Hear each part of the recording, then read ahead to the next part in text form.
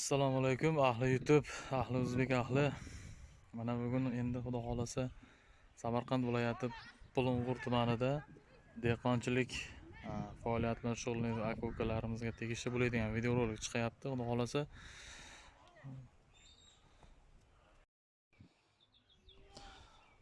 siz ko'rib turganlaringiz boshladik. Xudo xolasa Arizona navli kartoshka mana kesilib to'g'rab qo'yilgan. Ekishdan oldin sal oldinroq to'g'rab qo'yish kerak. Sababi mana bu joyi sal qotib turadi. Mana bu joyi. Keyin kartoshkani o'sha oq pasport yeyilgan paytda, zaxti o'tindan kuchli bo'lgan paytlarda chirimaydi. Shuning uchun hafta 10 kun oldin kartoshkani kesib qotirtib qo'yish kerak. Xo'p. Mana siz ko'rib turgan hozir yer maydoni tayyor.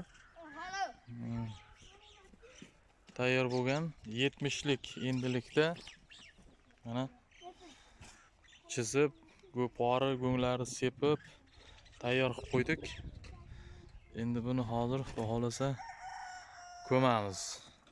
Mana bu yigitlar yordam berdi. Xo'p, yana bir narsa bor mana bu yerda.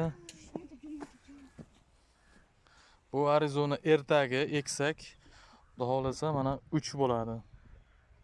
Ertagi guruh bu. Delik mana.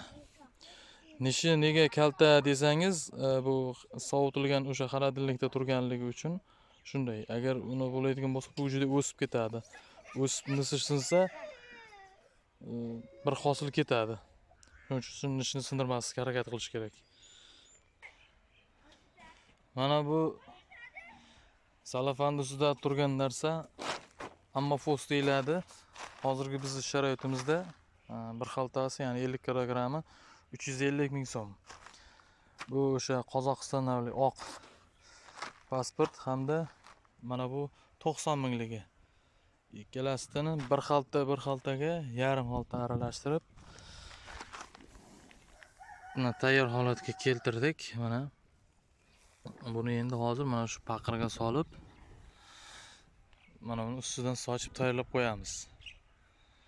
Qo'llab-quvvatlab turasizlar. Kanalga obuna bo'lib qo'ying.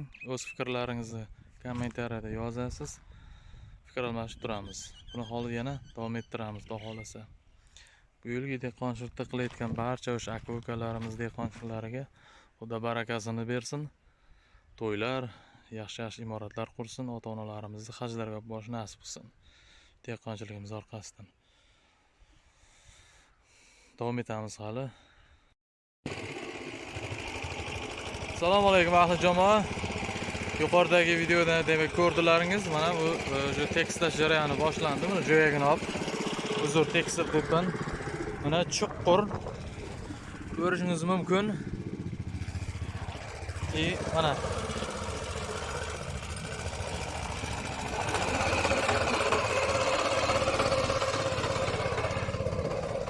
bu holatda demak ko'miladi mana.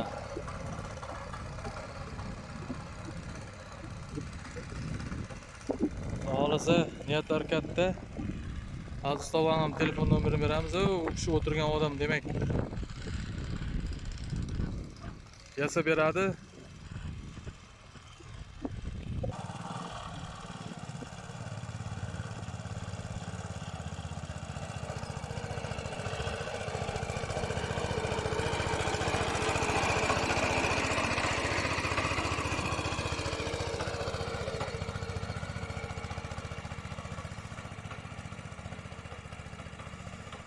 Ko'rib turganlaringizdek juda ajoyib qilib ko'madi.